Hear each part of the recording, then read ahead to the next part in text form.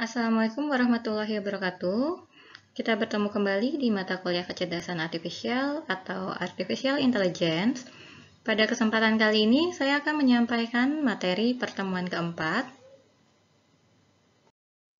mengenai studi kasus dari materi sebelumnya, yaitu problem solving menggunakan uninformed dan informed searching. Materi yang akan dibahas yaitu implementasi problem solving by searching menggunakan bahasa pemrograman dan tugas kelompok berupa studi kasus tentang problem solving. Untuk implementasi problem solving dengan pencarian, bahasa pemrograman yang digunakan yaitu Python.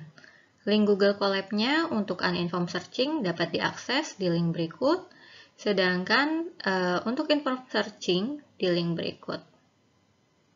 Akan saya simpan juga linknya di deskripsi video. Kode ini diambil dari project GitHub yang dibuat untuk buku AIMA, Artificial Intelligence A Modern Approach. Silakan untuk kode lengkapnya dapat dilihat pada halaman GitHub berikut. Implementasi kode searching ada pada file search.py. Sebelum kita melanjutkan ke implementasi kodenya, mari kita review sedikit mengenai tree dan graph search. Dalam konteks artificial intelligence, bukan berarti tree search itu adalah pencarian yang dilakukan untuk tree dan graph search itu adalah pencarian untuk graph. Jadi dalam AI, tree search atau biasanya sering disebut juga tree-like search berarti pencarian dengan repeated state. Sedangkan graph search adalah pencarian tanpa repeated state. Pada pertemuan sebelumnya sudah pernah kita bahas ya. Kita biasanya mengatasi repeated state ini dengan menambahkan semacam close list untuk menyimpan node-node yang sudah pernah dilalui. Untuk lebih jelasnya, mari kita coba bandingkan pseudocode dari tree search dan graph search. Pada tree search, pencarian dimulai dari menginisialisasi frontier dengan initial state. Nah, frontier adalah semacam antrian yang berisi state yang diekspansi dan akan dilakukan pencarian goal dimulai dari initial state. Kemudian dilakukan pengecekan. Jika frontier kosong, maka terjadi kegagalan atau goalnya tidak ditemukan. Jika tidak, maka cek untuk setiap node. Jika node-nya merupakan goal, maka solusi ditemukan. Jika tidak, maka lanjutkan ekspansi dengan menambahkan node-node tersebut ke frontier untuk dicek kembali.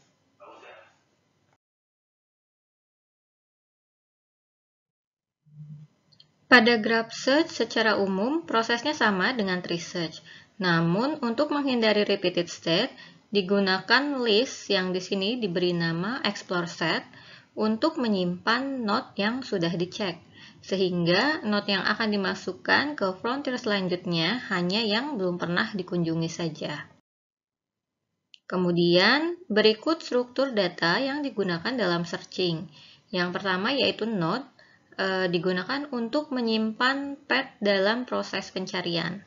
Terdiri dari 4 komponen yaitu state, parent untuk merujuk ke node suksesornya, action, dan path cost untuk menyimpan total cost hingga node tersebut atau fungsi G. Struktur data ini kemudian diimplementasikan dalam Python menggunakan kelas yang diberi nama node. Berikut implementasinya dalam Python. Struktur data selanjutnya yaitu queue yang digunakan untuk menyimpan frontier. Berdasarkan strategi searching yang sebelumnya telah kita pelajari, ada 3 jenis queue yang digunakan, yaitu FIFO queue, first in first out, LIFO, last in first out, kemudian priority queue, berupa antrian yang proses pengambilannya memprioritaskan hal tertentu, misalnya cost. Untuk FIFO queue dapat diimplementasikan dalam Python menggunakan deque, LIFO queue dengan deque atau dapat juga dengan list biasa, sedangkan priority queue dengan heap queue.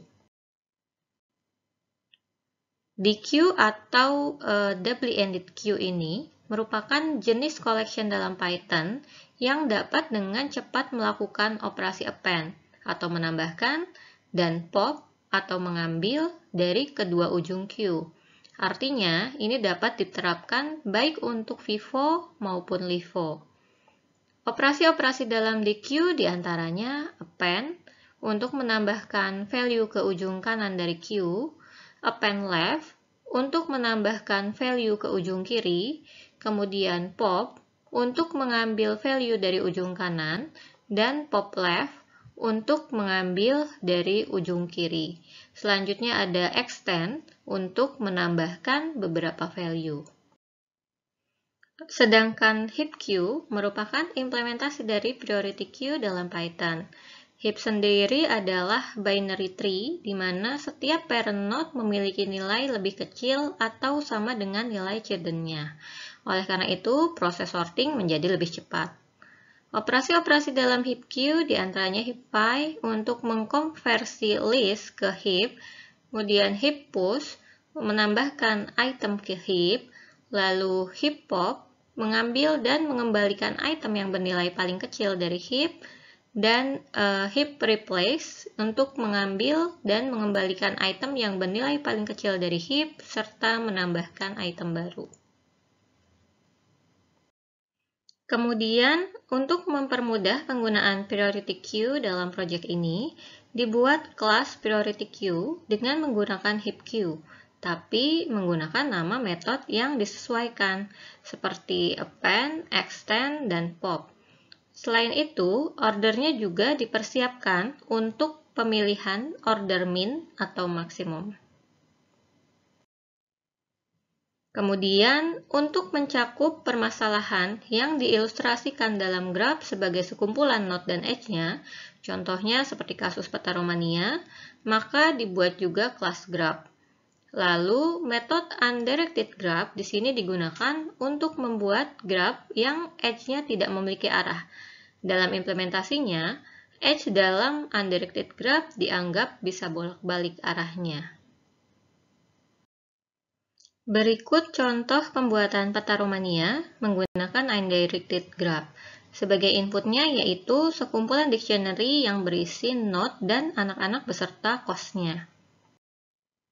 Selain itu, lokasi untuk setiap node juga disimpan seperti berikut. Dan berikut kode yang digunakan untuk visualisasi peta Romania. Data mengenai node, color, label, posisi, dan juga bobot edge-nya disimpan. Sehingga dapat ditampilkan peta Romania berikut. Untuk warnanya akan digunakan dalam visualisasi proses penjelajahan node dalam berbagai strategi pencarian. Putih untuk unexplored node, orange untuk frontier, merah untuk yang sedang dieksplor, abu-abu untuk yang sudah dieksplor, dan hijau untuk solusi finalnya. Selanjutnya yaitu problem yang diimplementasikan dalam abstrak kelas berikut. Terdapat 6 metode dalam kelas problem yaitu constructor init, action, result, goal test, path cost, dan value. Berikut penjelasannya. Yang pertama yaitu init. Sebagai konstruktor, metode inilah yang dipanggil pertama kali ketika membuat instance dari kelas problem dengan parameternya initial dan goal. Variabel inisial merujuk pada initial state yang merepresentasikan state awal. Dari sini, agen memulai tugasnya untuk mencari goal state sesuai dengan yang disebutkan pada parameter goal. Kemudian metode action. Metode ini mengembalikan semua action yang mungkin dieksekusi agen untuk suatu state tertentu. Di sini ada parameter state sebagai inputnya. Kemudian metode result. Metode ini mengembalikan state yang dihasilkan atau transisi jika suatu action dilakukan pada suatu state tertentu. Lalu metode goal test. Metode ini mengembalikan suatu boolean untuk suatu state tertentu. nilainya true jika merupakan goal state dan false jika lainnya. Selanjutnya metode path cost.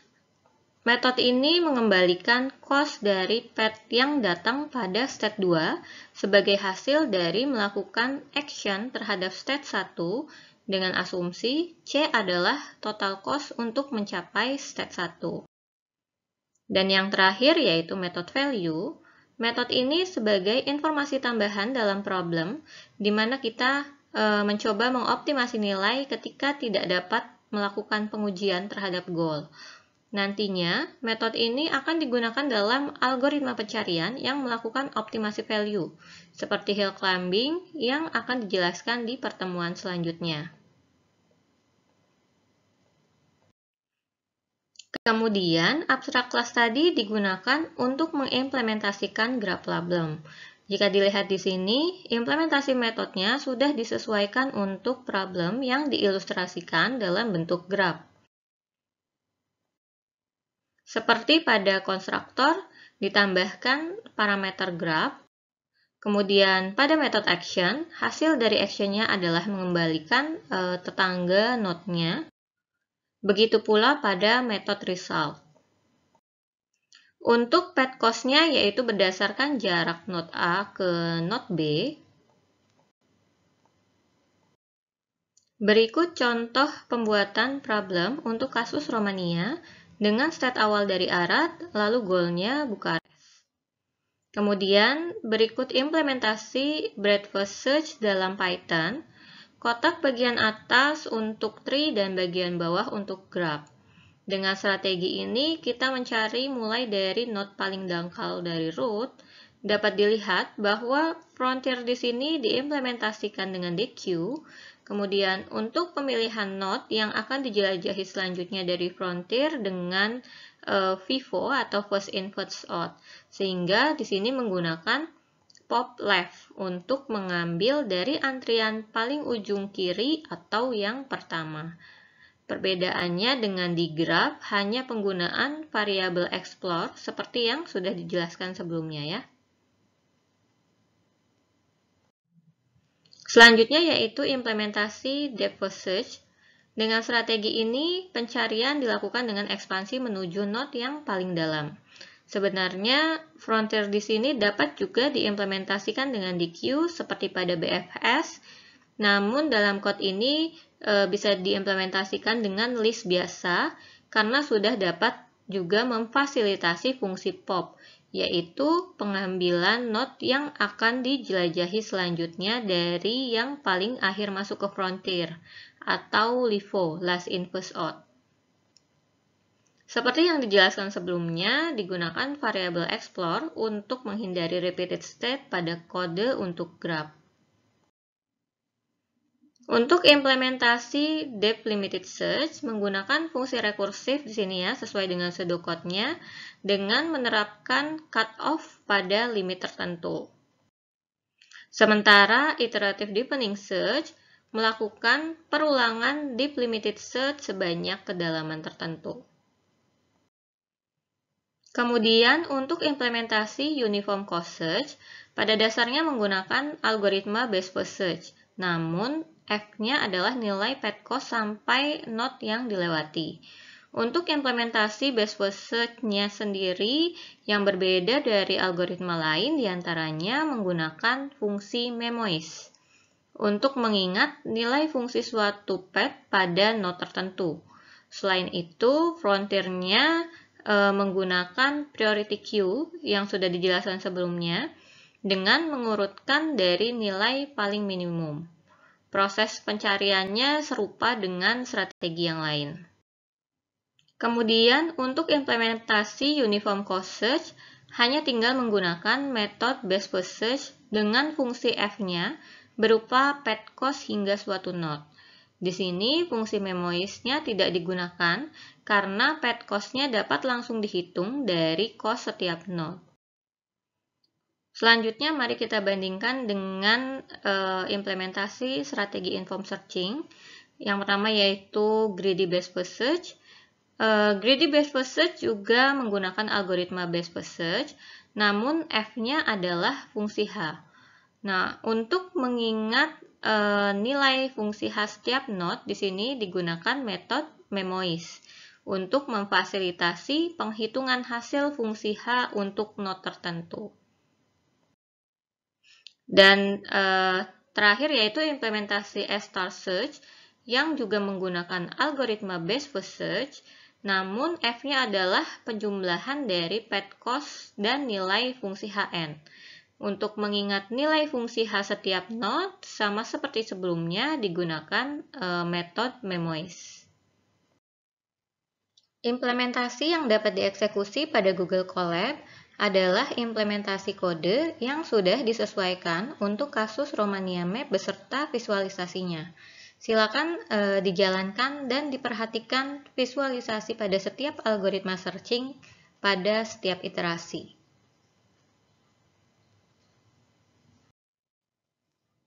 Berikut visualisasi proses pencarian menggunakan algoritma star search untuk setiap iterasi. Nantinya akan didapat final solution yang ditandai dengan node berwarna hijau. Silakan teman-teman mencoba juga visualisasi untuk algoritma searching yang lain. Sekian yang dapat saya sampaikan mengenai implementasi searching dengan Python. Untuk tugas kelompok akan disampaikan pada saat pertemuan di Zoom Meeting. Jika ada pertanyaan, silakan disampaikan melalui email berikut. Semoga bermanfaat dan terima kasih atas perhatiannya. Wassalamualaikum warahmatullahi wabarakatuh.